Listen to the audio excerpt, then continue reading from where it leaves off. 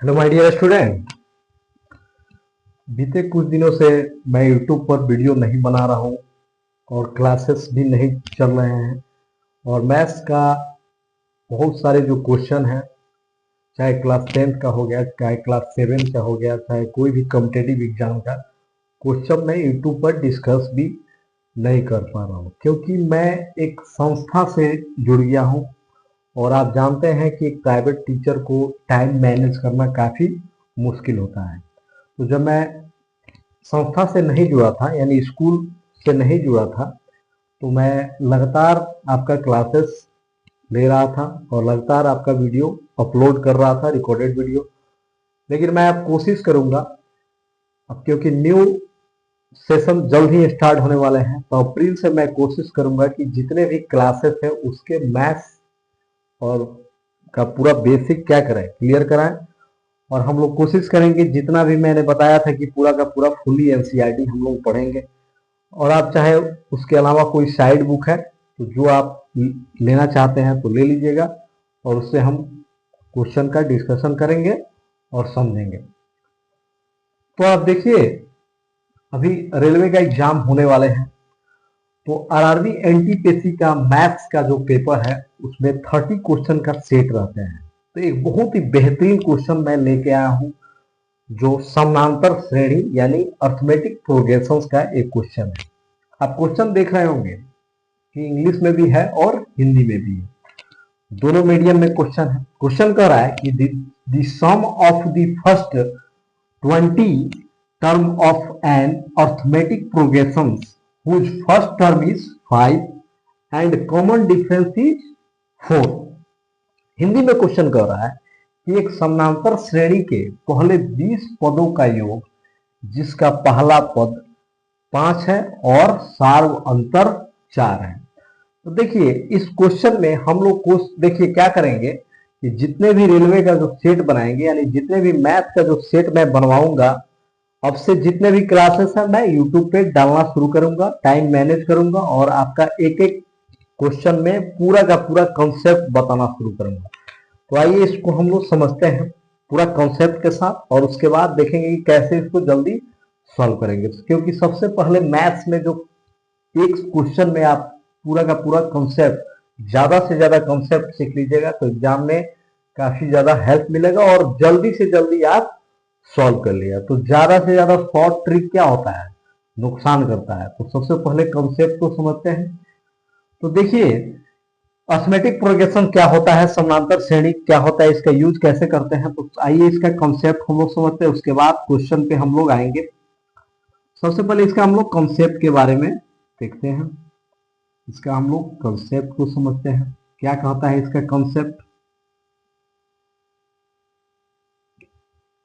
इसका हम लोग कॉन्सेप्ट को समझते हैं। तो देखिए, एपी क्या होता है। तो एपी देखिए, एपी किस टर्म में होता है। आप देखते होंगे कि एपी यानी अर्थमेटिक प्रोग्रेशन, जिसको हिंदी में हम लोग समानांतर श्रेणी कहते हैं, वो किस टर्म में होता है। तो आप देखिएगा, ए फॉर्म में होता है और आपका ए प्लस डी फॉर्म में होता है, ठीक है। और आपका ए प्लस 2D फॉर्म में होता है, और होता है आपका ए प्लस 3D फॉर्म में होता है, या ए प्लस 4D टर्म में होता है, डॉट डॉट डॉट। यानी पूरा सीक्वेंस में कहां तक, इन्फिनाइट तक बढ़ेगा, पूरा सीक्वेंस में बढ़ता है। नाम ही है समानांतर श्रेणी, सीक्वेंस यानी अर्थमेटिक प्रोग्रेशन, पूरा सीक्वेंस में बढ़ता है। अब हम लोग देखेंगे कि इसमें ए क्या होता है। तो सबसे पहले देखिए ए क्या होता है। तो ए इसमें होता है, जो ए जो है इसमें आप देख रहे होंगे ए क्या होता है। तो ए बराबर होता है फर्स्ट टर्म।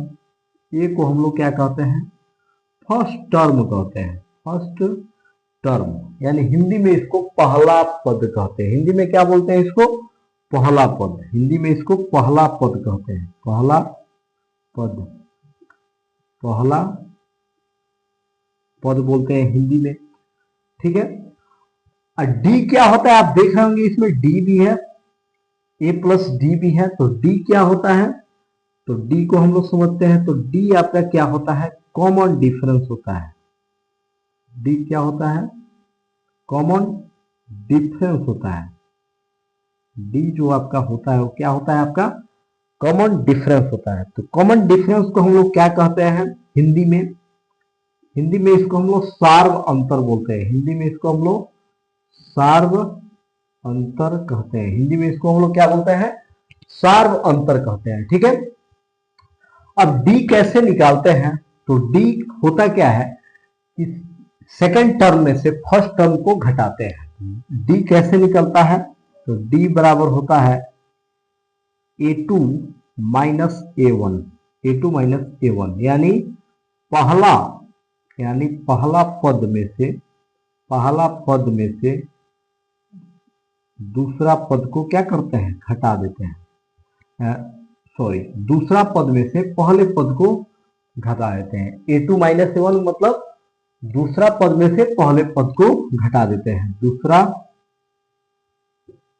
पद में से पद माइनस पहला पद करते हैं, यानी first term second term minus first term. यहां तक क्लियर? a2 माइनस a1 मतलब second term minus first term. यहां तक आप समझ गए होंगे। अब आप देखिएगा इसमें एक और चीज आता है। तो ये पूरा का पूरा कैसे बन जाता है? तो आप देखिएगा ये होता है an बराबर होता है, एपी का फॉर्मूला क्या होता है? तो इसका कैसे बन जाता है? तो an बराबर हो जाता है a plus n minus 1 into D बन जाता है। ठीक है। आप n डी समझ गए, a भी आप समझ गए होंगे, इसमें d और a आप समझ गए। अब हम लोग समझते हैं कि an क्या होता है और n क्या होता है। ठीक है। तो an बराबर इसमें क्या होता है समझिएगा। an बराबर होता है nth term, nth term, nth term, nth term कह सकते हैं। nth टर्म कहने का मतलब ये जो टर्म यानी जो सीक्वेंस है वो कहां तक आपको स्टार्ट हुआ है, कहां तक आपको स्टार्ट हुए हैं। ठीक है। जैसे 5 तक, 5 तक, 6 तक, 7 तक, तो कहां तक आपको स्टार्ट हुए हैं, उसी को हम लोग nth टर्म कहते हैं। ठीक है। nth टर्म हिंदी में इसको बोलते हैं एनवा पद, एनवा पद। हिंदी में इसको क्या बोलते हैं? एनवा पद बोलते हैं, एनवा पद। अब एक और चीज में आप देख रहे होंगे, एक a प्लस एन ब्रैकेट में n माइनस 1 इंटू डी है। डी आप समझ गए होंगे, a भी आप समझ गए होंगे। अब n क्या होता है? तो आप देखिएगा n क्या होता है। तो n बराबर होता है आपका position of, position of term. क्या होता है ये?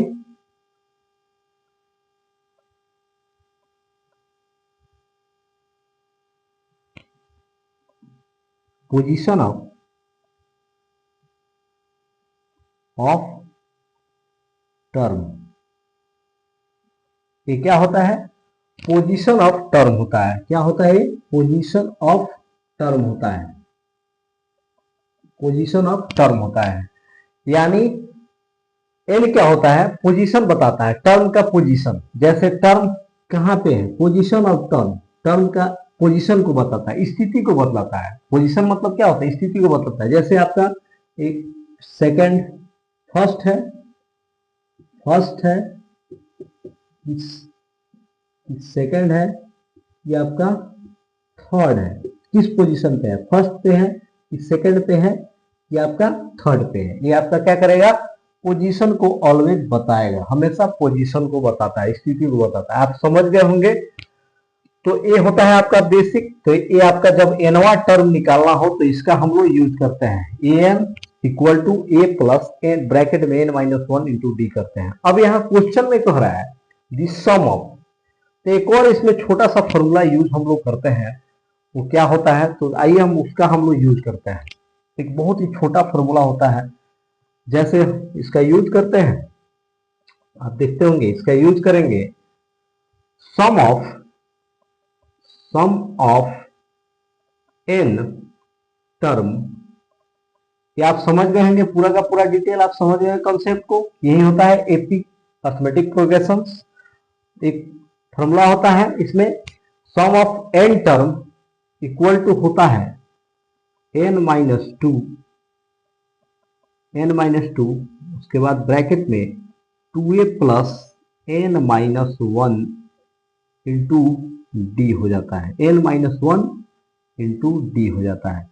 अब आपको d मालूम है, n, तो sum of n term, sum of इसमें क्या होता है, हिंदी में इसको हम बोलते हैं, हिंदी में इसको हम लोग क्या बोलेंगे, सम ऑफ एन टर्म को हम लोग हिंदी में कहते हैं, हिंदी में कहते हैं कि एनवा पद का योग, एनवा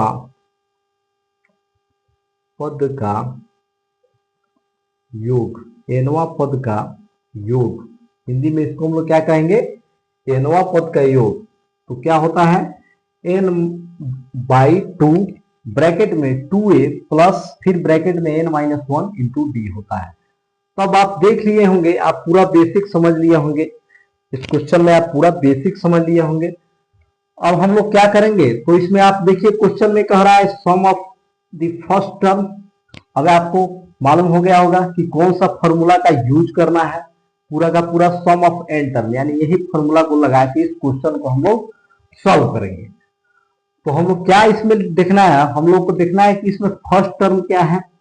तो फर्स्ट टर्म यानी मैं बता दिया था कि ए, तो ए यहाँ पे क्या है, फर्स्ट टर्म, फर्स्ट टर्म क्या है, तो the first term 20 term of an arithmetic progression. तो फर्स्ट टर्म यहाँ पे देखिएगा दिया है 5, फर्स्ट टर्म क्या है, 20 नहीं दीजिएगा, 20 क्या है, एन का वैल्यू है, फर्स्ट टर्म में यहाँ पे 5। ओके, अब हम लोग को कॉमन डिफरेंस भी दे दिया गया है, सार्व अंतर भी दे दिया है, डी बराबर कितना दिया है, 4 दिया है। अब n कितना दे दिया है, तो n का भी चर्चा यहाँ पे कर दिया है, सम ऑफ n टर्म, तो n बराबर कितना दिया है, 20 टर्म मतलब वही n। अब हम लोग को सब चीज मालूम है, तो हम लोग को क्या करना है, इसको सॉल्व कर देना है। तो देखिए कैसे कम से कम स्टेप में हम सॉल्व करेंगे। तो 20/2, ओके, 2, अब फर्स्ट टर्म क्या है, 2 इंटू 5 प्लस n माइनस 1, तो n का वैल्यू कितना है, 20 माइनस 1, d कितना है, 4, d कितना है, 4। अब इसको हम लोग सॉल्व करेंगे। तो आपको इतना तो मालूम है कि ये जो है कैंसिल होके क्या हो जाएगा, यहाँ पे 10 हो जाएगा, तो यहाँ पे 10 हो गया।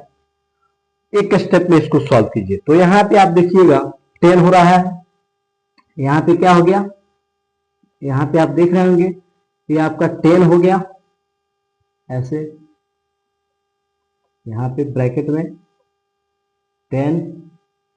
अब उसके बाद प्लस है, तो सबसे पहले आप देखिए हम लोग क्या करेंगे, एक काम करते हैं, बोर्ड मास आप समझते हैं ना, बोर्ड मास। तो बोर्ड मास में सबसे पहले ब्रैकेट का काम करते हैं। तो ब्रैकेट में देखिएगा 20 में से 1 घटाएंगे तो 19 हो जाएगा। अब 19 4 जा क्या करेंगे, 76, तो 10 प्लस 20 में से 1 90, और 90 4 जा 76। ओके, अब क्या करेंगे, इसको जोड़ देंगे, 10 प्लस 76 इक्वल टू 86। तो हम लोग को क्या करना है, 10 में मल्टीप्लाई करना है 86 से, हमारा आंसर आ जाएगा 860, यानी 816, यही हमारा आंसर होगा। तो कौन सा ऑप्शन होगा, ऑप्शन नंबर डी हो जाएगा। आई होप आप समझ गए पूरा का पूरा बेसिक।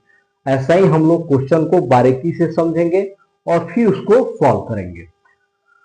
तो आप ज्यादा से ज्यादा मेरे पेज को लाइक करें और सब्सक्राइब करें। ऐसे ही मैथ का इंटरेस्टिंग क्वेश्चन हम लेके आएंगे पूरे कॉन्सेप्ट के साथ, और हम लोग क्या करेंगे, सॉल्व करेंगे। चलिए देख लीजिए इसको।